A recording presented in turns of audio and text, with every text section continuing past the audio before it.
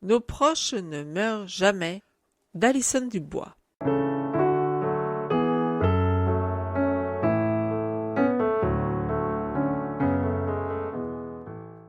Alison Dubois est médium et collabore avec la police et le FBI.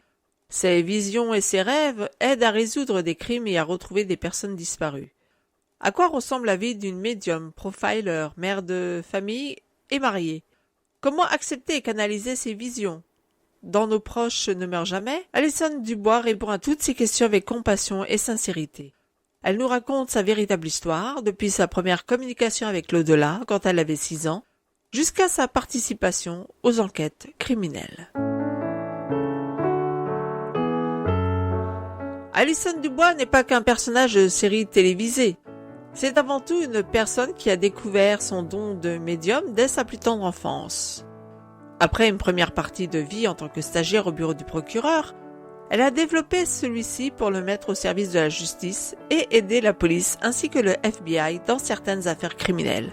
C'est cette partie que nous pouvons voir dans la série intitulée Medium, où son rôle est joué par l'actrice Patricia Arquette.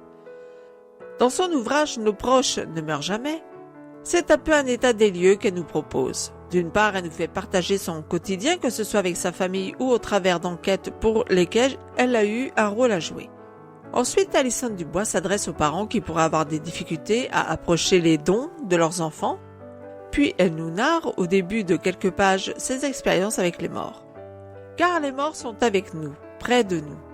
Elle en veut, pour exemple, les histoires des proches qui l'ont quittée et dont elle nous fait partager les signes qu'elle a pu déceler chez eux, les amenant à consulter des professionnels de santé de leur vivant.